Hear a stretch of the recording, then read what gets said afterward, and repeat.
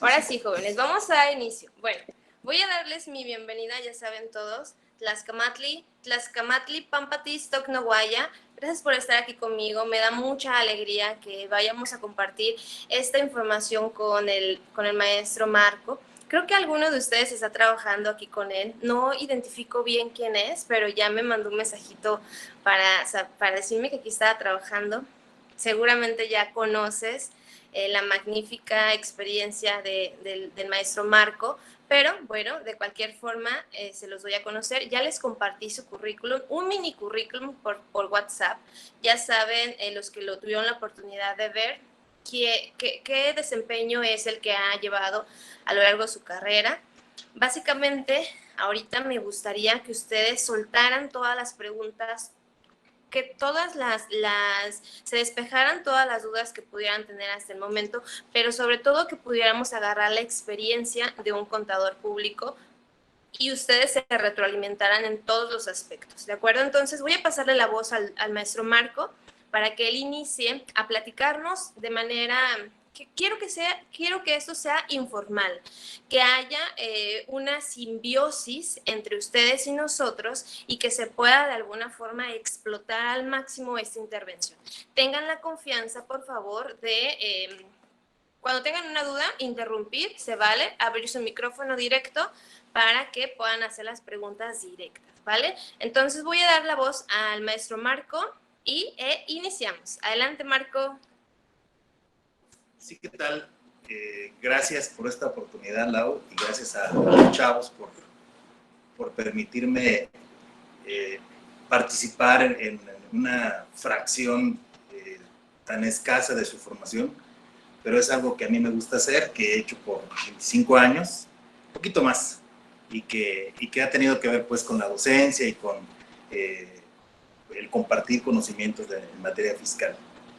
A mí me gustaría que, para que su tiempo sea bien capitalizado en acompañarme, en invitarme esta noche, que me preguntaran lo que quisieran dentro de sus inquietudes cotidianas. Alguien podría preguntar cómo se realiza un CFDI. Creo que eso es trivial. No estoy minimizando eso. A lo que me refiero es a que eso lo encuentras en un documento, te metes a la página del SAT y ya está resuelto.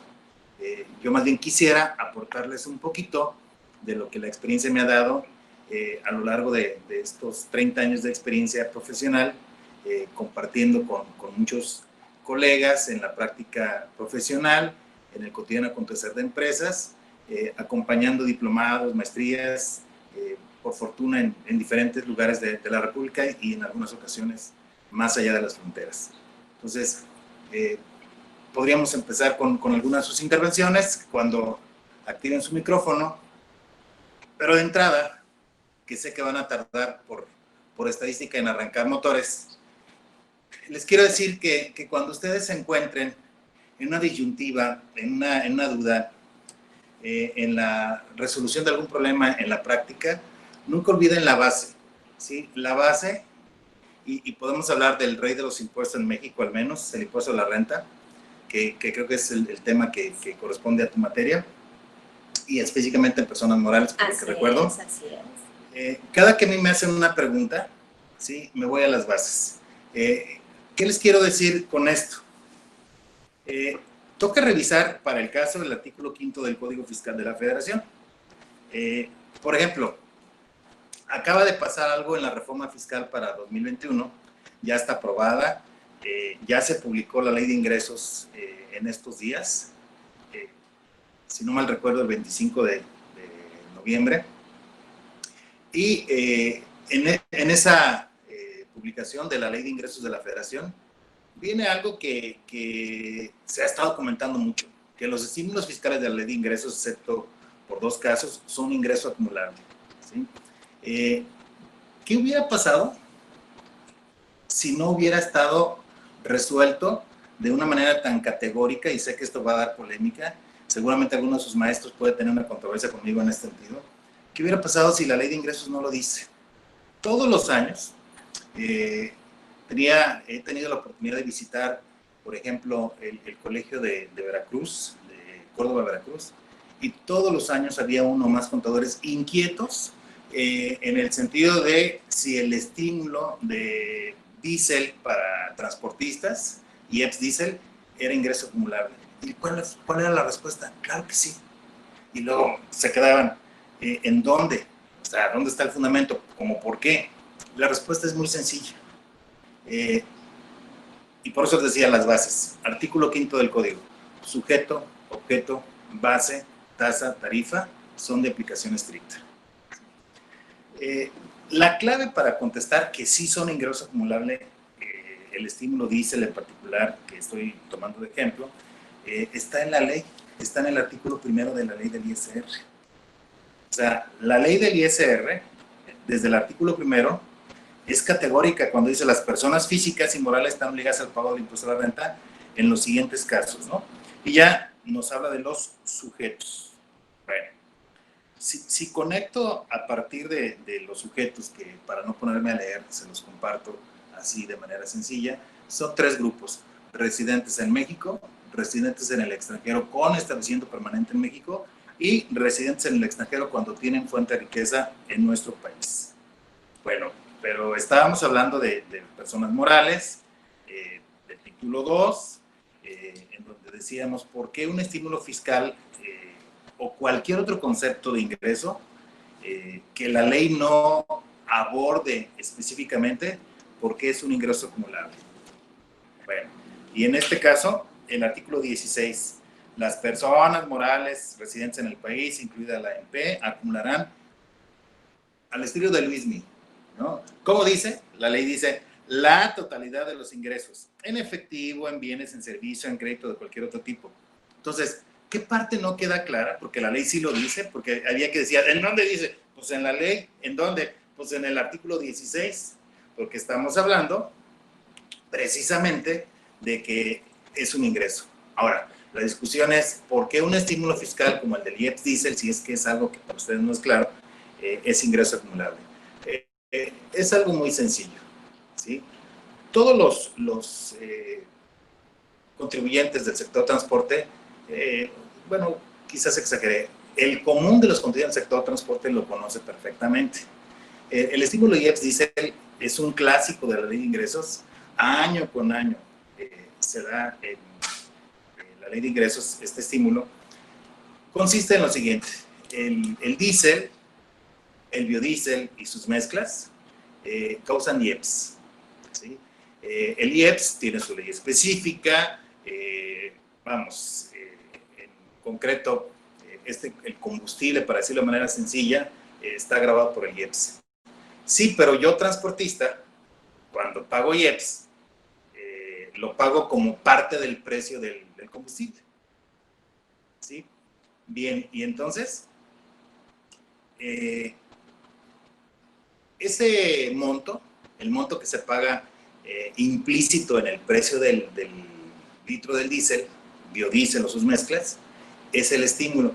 ¿En qué consiste el estímulo? Bueno, en función de que lo pago y que para mí es gasto, ¿sí? Y que es un gasto que hago todos los días y a todas horas, me permiten acreditarlo. ¿Acreditarlo contra qué? Contra el ISR propio, ¿sí? Y ese acreditamiento lo puedo utilizar a lo largo de todo el ejercicio, ¿sí? Y evidentemente en la declaración anual. Bueno, y palabras sencillas, uso, ¿sí?, el diésel como parte el IEPS diésel, ¿sí?, como parte del precio, decíamos, del combustible, lo uso para pagar ISR. Digámoslo así, un transportista paga el ISR a lo largo del año y aún en el anual, ¿sí?, con dinero, ¿sí?, y con acreditamiento. Y ese acreditamiento, pues claro que es un ingreso. ¿Y por qué es un ingreso? Bueno, tan sencillo, porque incrementa mi patrimonio, ¿sí?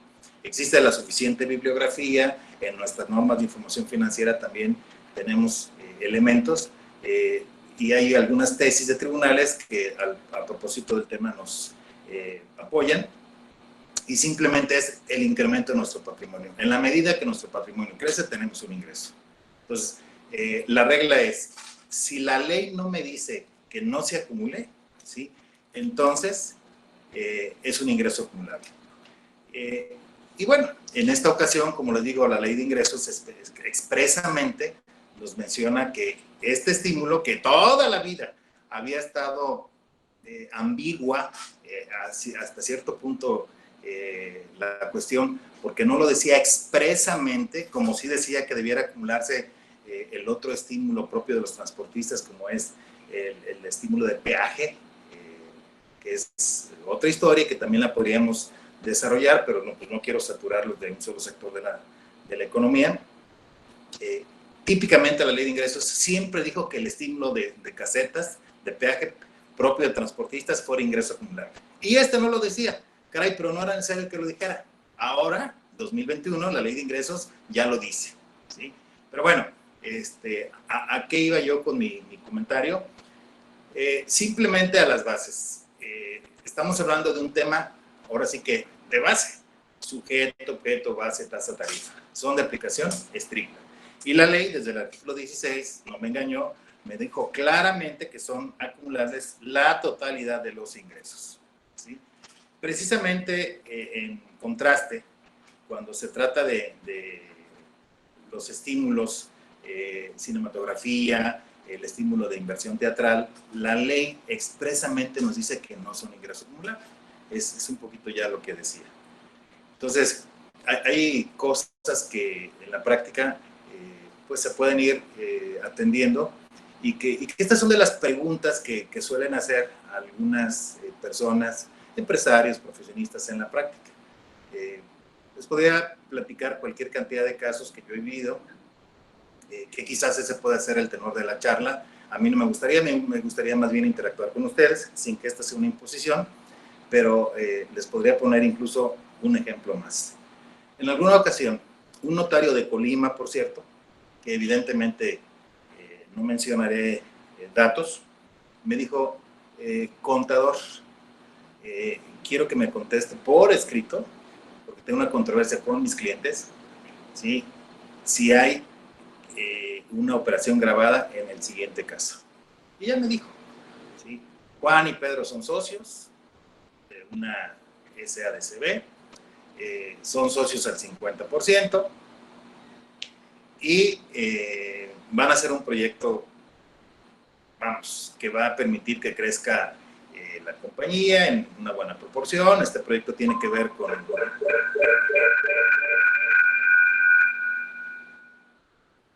¿Habla?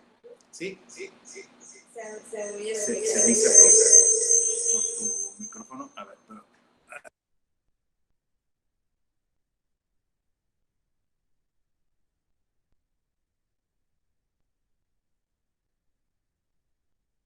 El micrófono me tendría que tapar.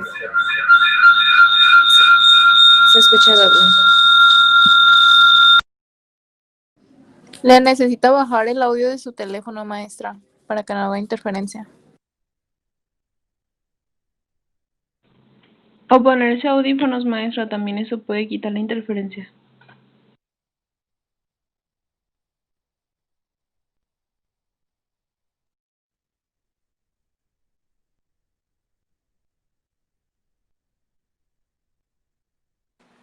Es para que Marco también esté más cómodo. Ay, pero se escucha mucho.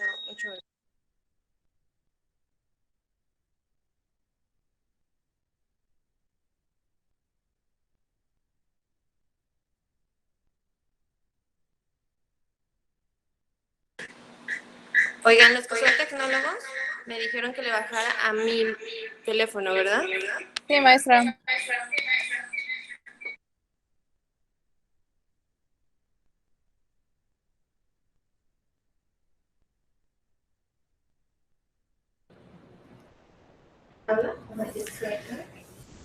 Sí, ¿sí se me escucha? Listo, sí. Muchas gracias. Bueno, jóvenes, yo no hablo como Fox, jóvenes y jovencitas, tengo otra formación gramatical, utilizo este término para ambos géneros, totalmente válido en gramática, pero en fin, les quiero preguntar si vamos bien. La verdad es que a mí me encanta compartir, se me da también el expresarme, tengo cualquier cantidad de casos que les puedo platicar. No me extrañan nunca los toritos, si lo hubiera, ¿sí? A veces detrás de un alumno intenso, hay un profesor inquieto, estoy acostumbrado a todo. Di cursos por toda la República Mexicana a lo largo de 24 años y cada 10 cursos había un gallo que quería probar. Entonces, incluso podría pasar hoy. No es algo que esté pidiendo, pero es algo que se puede presentar. No me lo sé todo, nada más he vivido y es de lo que los quiero compartir. Entonces, si en algo les puedo aportar adelante, me encanta pues participar esta tarde. Mi amistad con su maestra me motivó a platicar esta noche con ustedes, así que adelante si alguien tiene una pregunta y si no, pues yo sigo platicando con ustedes, incluso con su maestra. Les quiero dar un consejo antes que nada, ¿sí? El que se quiera dedicar al fiscal, que sé que va a haber por estadística un 20% de los que me escuchan, a lo mejor de ese 20, un 5 con mucha pasión, tiene un tip que le voy a dar que quizás ya conocía. Tiene que hacerse brother, pero brother, de un abogado. O sea, no puede un fiscalista florecer por su propia mano, por más picudo que sea, ¿sí? El crecimiento profesional que yo tuve relevante de cierta fecha hasta ahorita, lo tuve compartiendo con abogados, ¿sí? O sea, les puedo platicar, insisto, de mucho, pero quiero atenderlos y no nada más un monólogo donde yo esté aquí platicando mis glorias, porque normalmente nadie platica sus derrotas, ¿sí? Y ustedes aburridos, ¿no? Así que si hay alguien que quiere intervenir, lo escucho, y si no, me sigo o platicamos con su maestra. Creo que si hablo, yo también me escucho, ¿verdad, jóvenes? Díganme, confírmenme. Si hablo, ¿me escuchan? Sí, maestra. Okay. Aquí en este salón tengo varios picuditos, Marco. Tengo una nena que se llama Areli, tengo otro que es Pablo Cristian, tengo a Salvador, que es de los meros buenos también, tengo aquí Génesis, María, tengo muchísimos, por favor. Alguien de ustedes quiera hacer y tomar la palabra para también hacer esto un poco interactivo, ¿no? Y te digo, esta consulta de 1 hora me costó un mes que me abriera el espacio Marco. Así que, por favor, todas las preguntas que tengan en respecto al impuesto sobre la renta, es el momento para que la visión de un contador también se las diga. Adelante, por favor, abran su micrófono y lancen preguntas.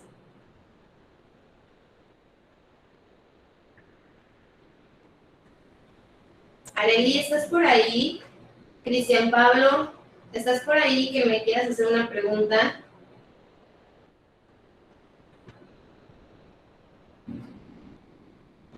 Bueno, mientras ustedes también tienen como la confianza de esta charla, pues Marco, tú sigue. Ok, semestre cuarto, quinto. Son Quinto, van a la mitad. Bueno, algo de lo que creo que les puede servir de mucho, y les estaba yo por compartir, y ahorita les termino por compartir la pregunta del notario, pero algo que sí les quiero mostrar es cómo jala realmente la planeación fiscal, ¿sí? Confieso que yo caí ahí en la confusión. Se estila mucho decir laguna de ley, ¿sí? La verdad es que las lagunas de la ley son escasísimas como las que hay en el país, ¿sí? Físicamente hablando, respecto del litoral, ¿no? O sea, lagunas en el país hay poquitas, ¿sí? Hay lagos y lagunas, pues, y hay un chorro de arroyos y de chisguetes en ciertas épocas del año donde llueve y demás. Pero lagunas, no tantas. En la ley del ISR ocurre exactamente lo mismo. No hay tantas lagunas, ¿sí? No hay tantos espacios donde se puedan hacer milagros. Hay quienes confunden, ¿sí? Laguna con otras alternativas, otras maneras de conducir fiscalmente los casos. Por ejemplo, lo que les acabo de poner de ejemplo del estímulo, decían que era una laguna. Esa no era una laguna.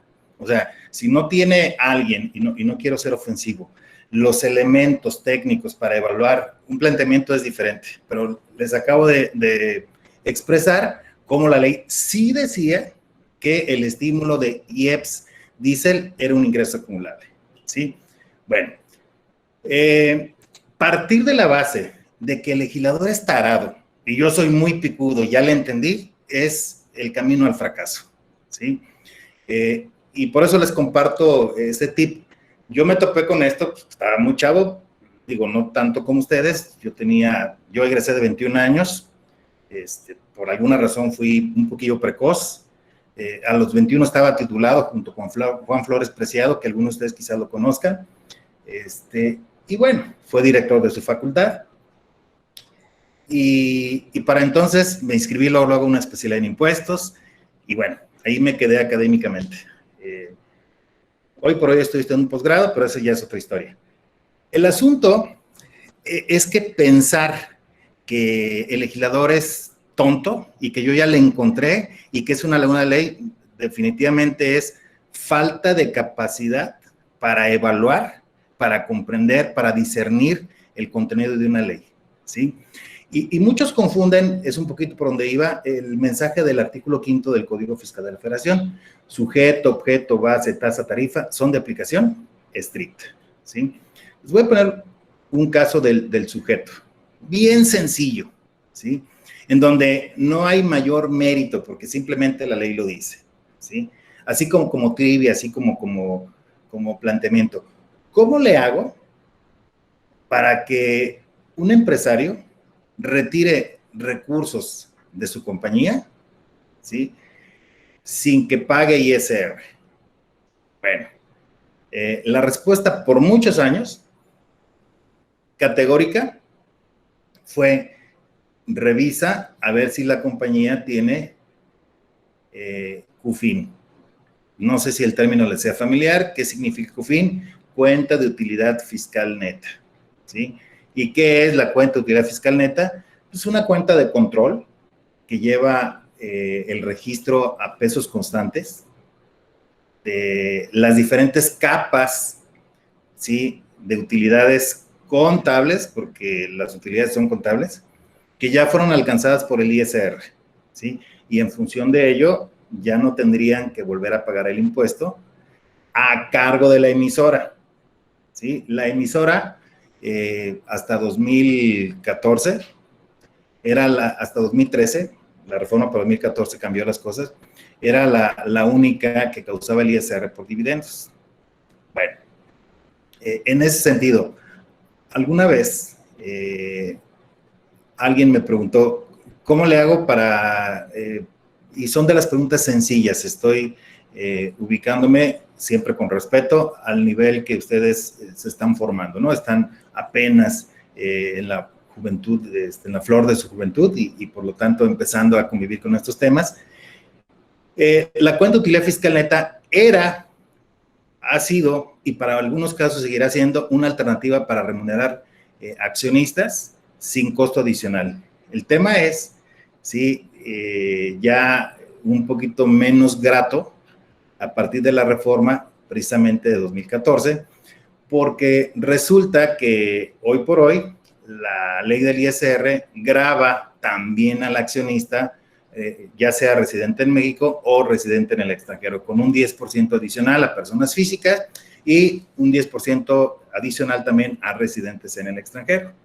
Bueno, en ese sentido, hablando de las posibles lagunas de ley, hubo una vez hace muchos años donde a la hora de calcular el ISR por enajenación de acciones, que es un tema que se relaciona dentro del régimen fiscal de dividendos, ¿sí?, que la ley tenía un error. Y esa no es una laguna de ley, eso es un error.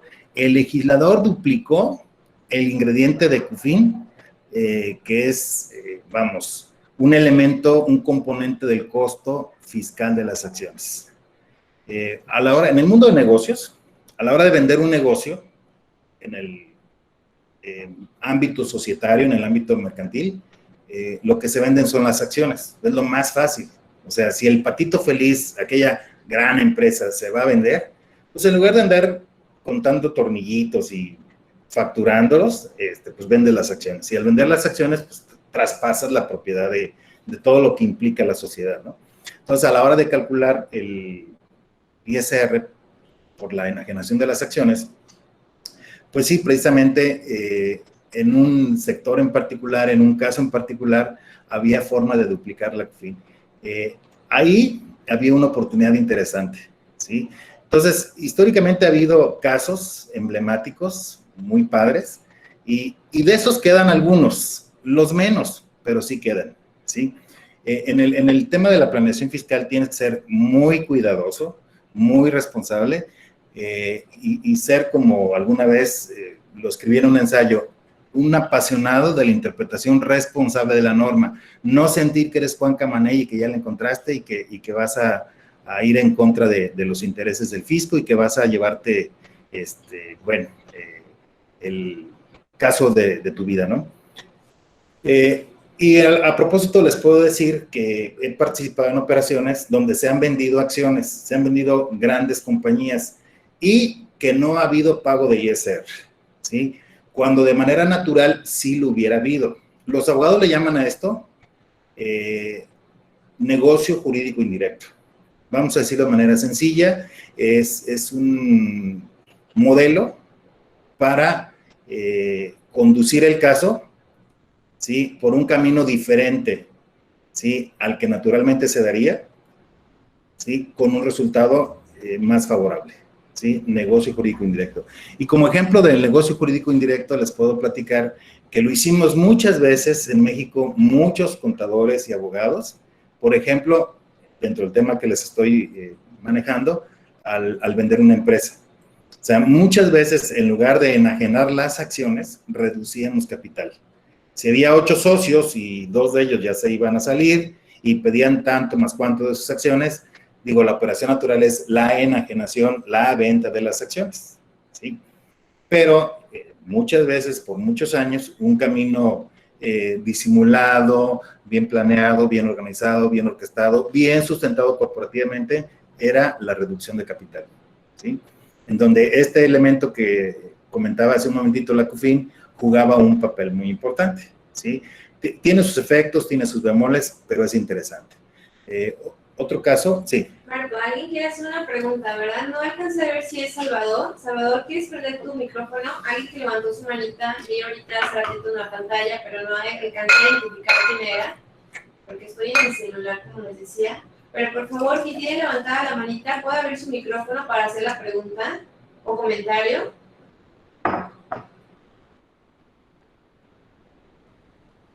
Yo, maestra, yo la había levantado. Adelante, por favor.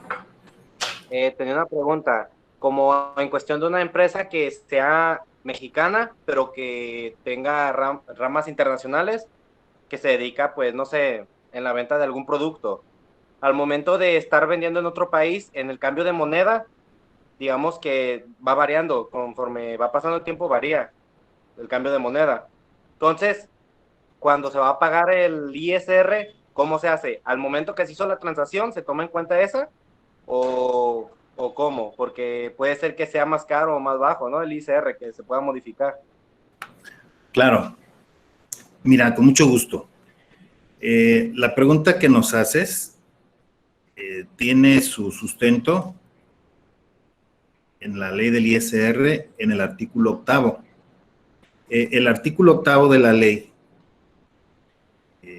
refiere en el penúltimo párrafo que la variación cambiaria se considera interés, ¿sí? Digo, nada más, no es esa la respuesta total, es el inicio de la respuesta. La variación cambiaria, la fluctuación cambiaria puede ser positiva, puede ser negativa, ¿sí? Dependiendo de cuál sea, vamos, el rol que nos toque. A veces ganamos por variación cambiaria, a veces perdemos. Se considera interés. Bueno, ¿y qué implica que se considere interés?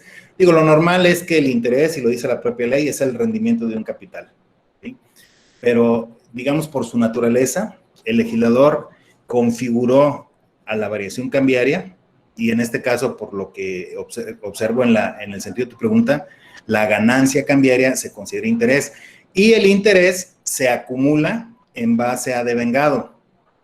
Entonces, cada que va cerrando un ciclo mensual para fines de pagos provisionales, tú tienes que hacer la comparación al cierre de mes y determinas una variación cambiaria. Esa variación cambiaria a lo largo del año en pagos provisionales va haciendo un ingreso acumulable. ¿Sí? Bueno, y es tal cual, o sea, juega para fines de pagos provisionales. A la hora que se cierra el efecto del ciclo de la operación, es decir, que se paga, que se cobra, paga según dónde estemos, en qué lado estemos de la relación de negocios, ¿sí? Llega a una determinación, pues ya concisa, ¿no? Entonces, en ese caso, evidentemente, el efecto, ustedes saben que el ISR se causa a lo largo del año vía pagos provisionales y se causa en forma definitiva en la declaración anual. Entonces, a lo largo del año vas tabulando, como también lo saben, tus pagos provisionales, y los pagos provisionales son acumulativos. Entonces, vas tomando en cuenta la variación cambiaria acumulativa, ¿sí?, de ese periodo. Al final del día, de cualquier operación, vas a ir determinando tus resultados en función de cómo va caminando cada operación en cada ciclo. Pero ratifico, lo que estás preguntando, la variación cambiaria, se acumula, es decir, se reconoce para fines del ISR en base a devengado, ¿sí? Conforme se va devengando. Okay. ¿Sí? Ya sabes, muchas gracias. Gracias a ti. Aprovechando la intervención, ¿alguien más tiene alguna otra pregunta? Si no, para seguirle.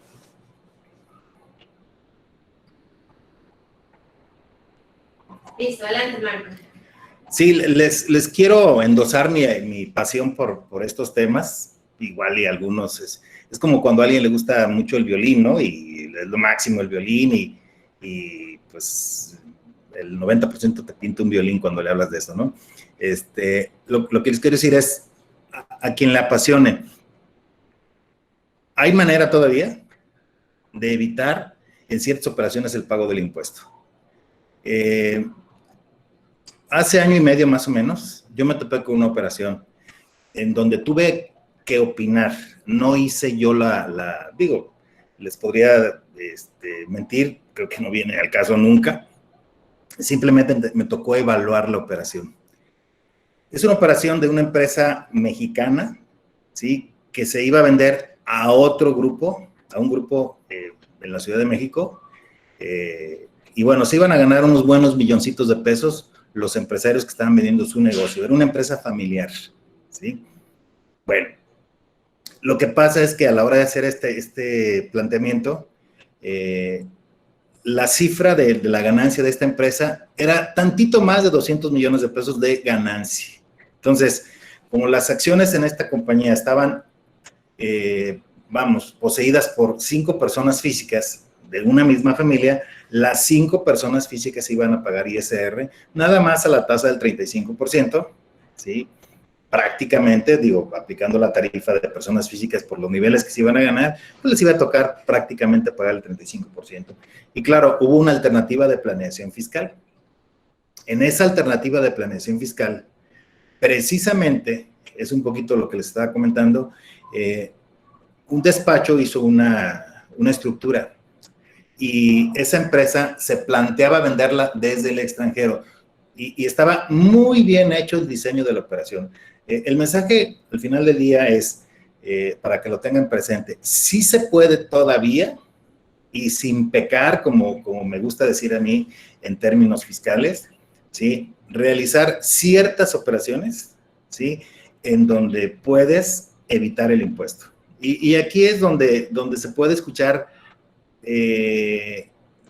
impropio, y se puede escuchar fraudulento, y se puede escuchar charlatanesco mi comentario. Todo depende de cómo hagan las cosas.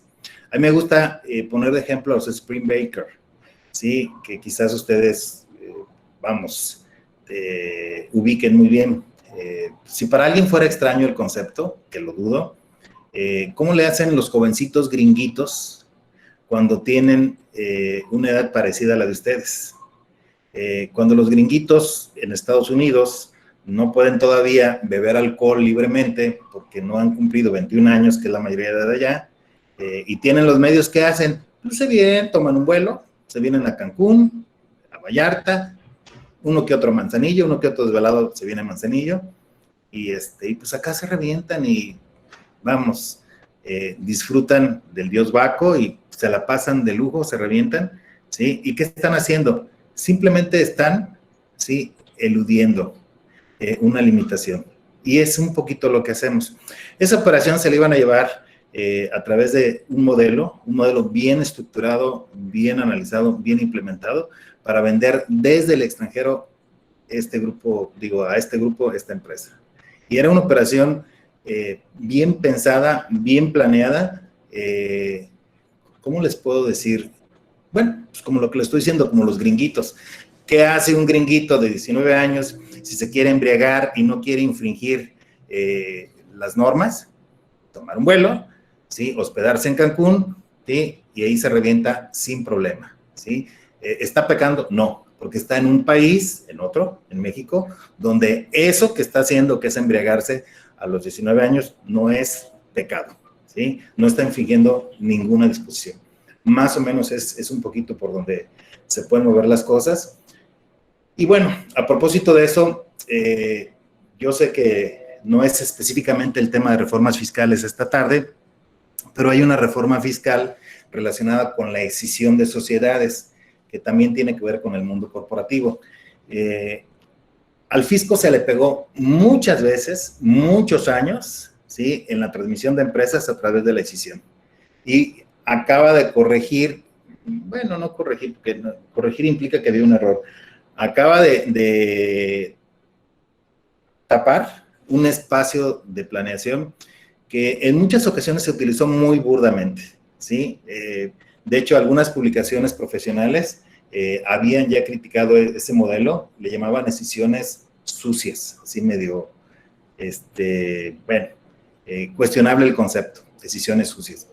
Y es que utilizaban la figura de la escisión, que quizás conozcan. La escisión no es otra cosa más que de un todo, ¿sí? A lo mejor era el grupo ABC, se escindía y quedaban aparte la A, la B y la C.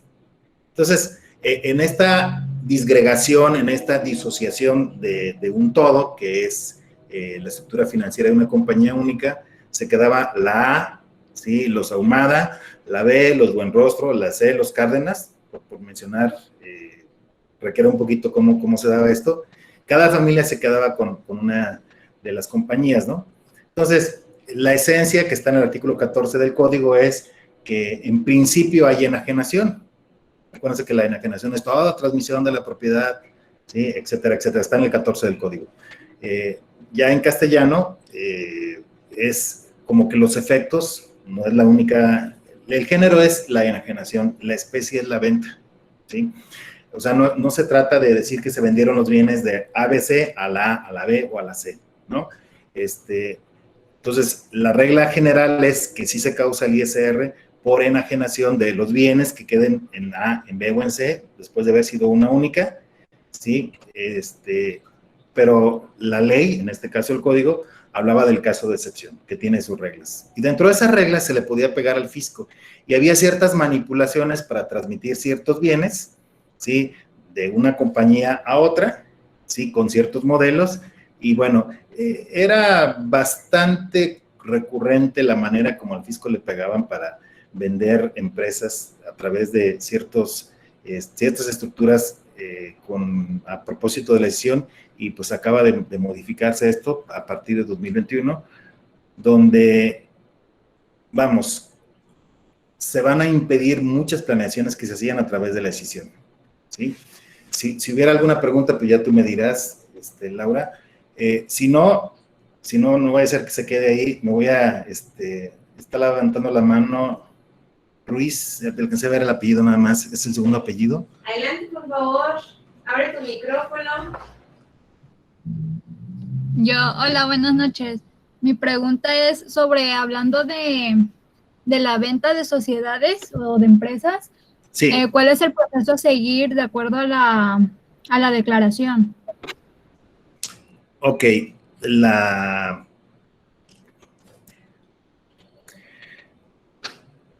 tu pregunta es muy abierta y voy a tratar de atenderla en lo más ampliamente posible. Partiendo de la célula básica, que podría ser una SA, una SDRL, una SAPI, en fin, que son las tres más comunes hoy por hoy en México. La sociedad, ¿sí? Típicamente en México pertenece a personas físicas, o sea, las acciones de la compañía pertenecen a personas físicas. Entonces, estas personas físicas le venden el negocio, lo comentaba hace un momentito, a partir de las acciones. Entonces, pero como estamos en el mundo de Morales y su cátedra es de Morales, voy a permitirme recrearlo con Morales. ¿Qué si la X fuera la sociedad?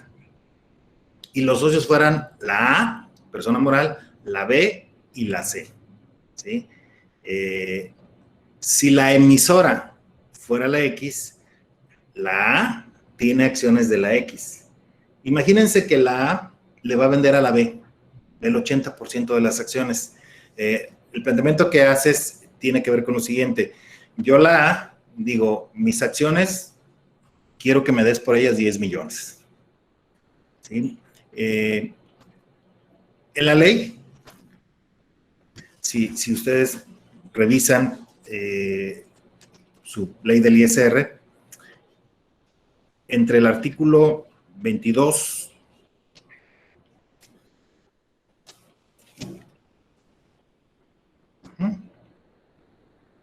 23 y en algunos casos podría llegarse a revisar el 24, que tiene que ver con grupos y con modelos más elaborados, está la mecánica de cálculo. Entre el 22 y el 24, pero esencialmente el 22, 23, está el mecanismo de cómo determinar el costo promedio por acción, ¿sí? Que es, vamos a decirlo así, el valor fiscal del costo de tus acciones. Entonces, yo que soy la enajenante, la A, que le voy a vender a la B, ¿sí? Somos socias la A y la B dentro de la X, la emisora es la X, yo la A le vendo el 80% de mis acciones a la B. Entonces voy a determinar el costo promedio por acción, ¿sí? Y lo voy a comparar contra el precio de venta. Y entonces de repente pasa que el precio de venta es de 120 mil pesos por acción y el costo es de 70 mil. Entonces la ganancia son 50 mil. Los 50 mil participarían dentro del pago provisional como ingreso acumulable, ¿sí? En el mes en que se están vendiendo las acciones. Y en la declaración anual igual se ratifica como ingreso acumulable, ¿sí? Así es como funcionaría. Se participa en el provisional como ingreso acumulable, vamos, equivalente a como si fuera una factura de ventas, pues es lo que quiero decir de manera sencilla, ¿sí? Pero al final del día, en la declaración anual también sería tal, ¿sí? Esa es la forma en que se reconocería en una declaración, vamos, de ISR. ¿Hay alguien más? Nos quedan 3 minutitos, jóvenes, para 3 preguntas o no sé cuántas quieran. Aprovechenlo, por favor, para ya ir cerrando con esta intervención. Quien guste, desea hacer las últimas preguntas, creo que es el momento de... Adelante, por favor. Yo, maestra. Adelante. Buenas noches, maestro y contador. Mi pregunta es referente en su trayectoria. ¿Cuál es la principal controversia mediante el cálculo de ISR?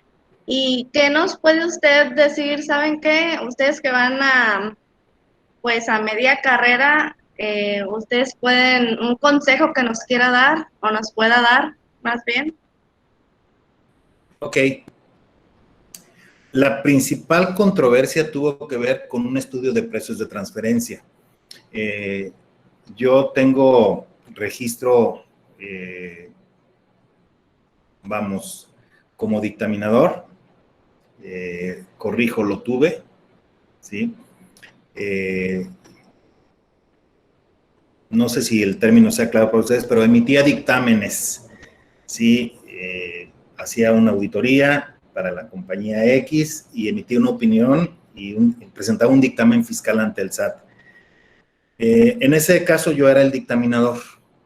El contribuyente está en Manzanillo. Su asesor fiscal, un capitalino. Y es un caso que me marcó. Es en alguna medida el responsable de que yo ya no dictamine.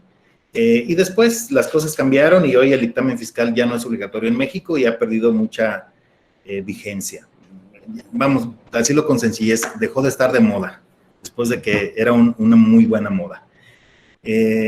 La principal controversia fue la siguiente. Alguien, ¿sí?, en una sociedad civil era el socio principal, ¿sí?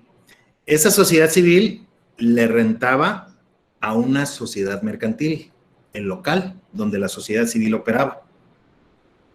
Entonces, este señor era el dueño de las partes sociales, ¿sí?, en un 99% en la SC, pero que era el profesionista eje, vamos a decirlo así, el líder de esta sociedad, y el resto de personas eran el 1%. Y rentaban su local, que era propiedad, un inmueble de una sociedad mercantil, donde él era el 1% y su mujer, su esposa, el 99%. Entonces, desde el punto de vista fiscal, que es un tema de esos elaborados, de esos que van a ver en sus últimos semestres de la carrera, si es que lo ven, estas son partes relacionadas, que es un concepto de la ley del ISR, y es un concepto que abunda en las legislaciones de muchos países ligados a la OCDE, y es parte de tratados internacionales, en fin. Les clarifico el concepto lo más posible.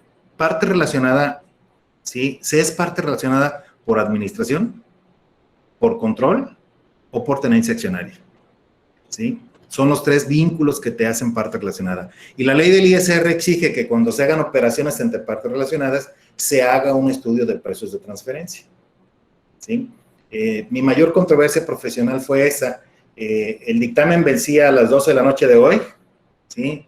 Y el asesor fiscal de mi cliente estaba puesto, estaba inaccesible y, vamos, no aceptó nunca que esta operación tenía que llevar un estudio de precios de transferencia. ¿Cuál operación? La renta cotidiana de un local, ¿sí? La ley maneja ciertos rangos, ¿sí? Para las excepciones no estaban en el caso de excepción, tenía que hacerse forzosamente el estudio y él decía que no porque era nada más el 1%. Y es donde estuvo la discusión. Se es parte relacionada, ¿sí?, por tenencia accionaria, y la ley no distingue, ¿sí?, si es el 1, el 15, el 20, el 99. Ese fue el punto de discusión. Y es alguien, este colega, yo siempre prefiero no hablar con deshonor de nadie, menos si no está presente, que no se atrevió a pedirle una disculpa a su cliente de que se había equivocado en la apreciación original de la operación, porque yo me di cuenta que después sí la captó, se puso en un plan difícil y es el único dictamen en mi vida que presenté extemporáneo, ¿sí? Por fortuna eso no mancha el registro de un dictaminador, yo lo tengo limpio, me retiré limpio del dictamen, pero sí fue la máxima controversia, pero tuve una, digamos, una gratificante implicación. El administrador central de plazas de transferencia era mi compañero en un instituto de capacitación. Entonces yo le pedí que me contestara institucionalmente la respuesta. Y sí, que además es un fiscalista muy reconocido internacionalmente, socio de la NEFAC, de la IFA. La NEFAC es la Asociación Nacional de Especialistas en Fiscal y la IFA es la International Fiscal Association. Entonces, una persona muy reconocida da una opinión de esta y bueno, ya no le quedó al empresario más que asumir y pues no nos despedimos como los grandes amigos porque tuvo consecuencias, le hicieron una auditoría, en fin, porque era una regla no escrita. Si no presentas tu dictamen a tiempo, de seguro te cayó una auditoría y fue lo que pasó. Esa fue la mayor controversia. Y lo que les recomiendo es lo que ya les decía, caminen por este camino bien acompañados de un abogado. Y cuando estén ustedes solos en el análisis, no pierdan las bases. Yo les puedo recomendar muy buenos libros. De hecho, aquí tengo mis joyas. Les podría recomendar varios. Pero, por ejemplo, este es uno de ellos, de mis consentidos. Está manchado incluso de café porque yo soy cafetero. Análisis e interpretación de las leyes fiscales, ¿sí? De Alejandro Covarrubias Rivera. Y de los libros clásicos, bueno, este es un buen libro que te ayuda a, digamos, te da las pautas para desarrollar cierta habilidad para interpretar. ¿Sí? Pero hay más.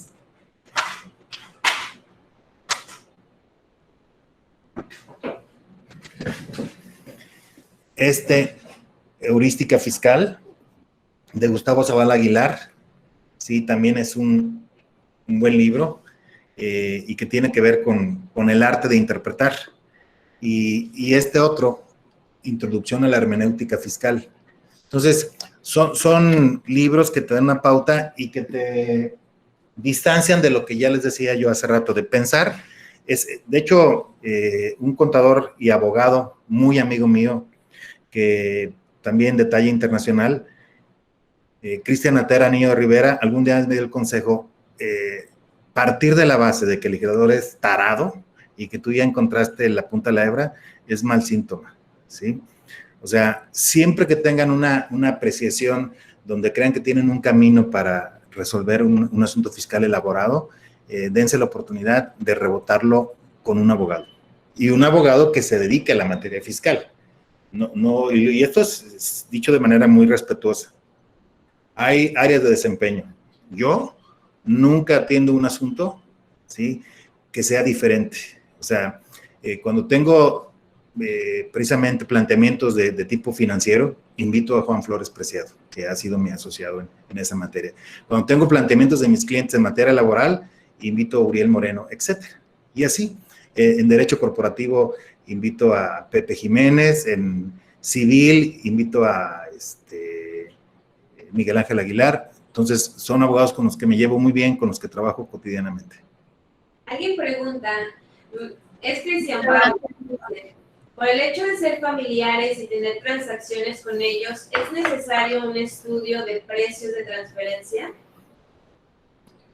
Sí puede ser, porque la ley en personas físicas sí establece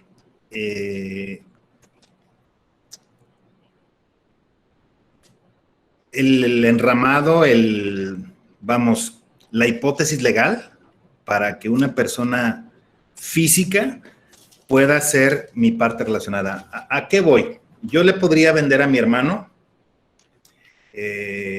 lo que ustedes quieran. Acciones, un terreno, un negocio. Y como tal, pues, claro que somos partes relacionadas, ¿sí? Y esto porque el artículo 90, en el caso particular, nos habla de quienes están vinculados conforme a la ley aduanera. Y es el penúltimo párrafo del 90 que nos habla de este tipo de operaciones, y el último es el que se refiere al concepto.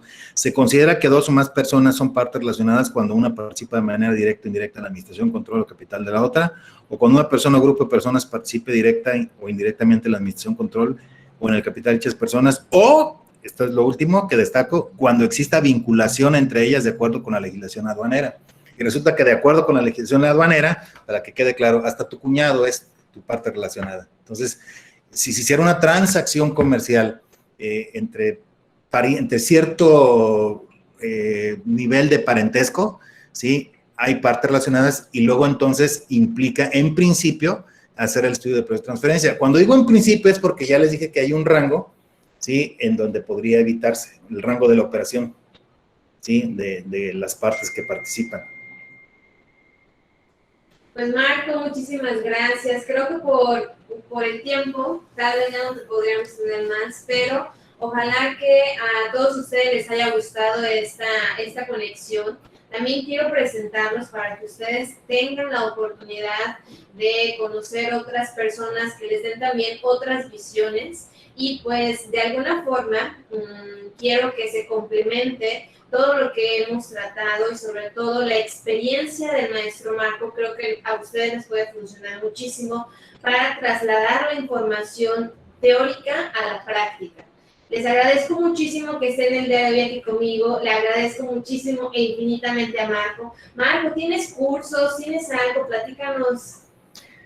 Sí, aunque lo hago ya con menos frecuencia, antes era muy intenso mi trabajo en materia de capacitación, hoy estoy ya más encauzado a atender a mis clientes aquí en el despacho.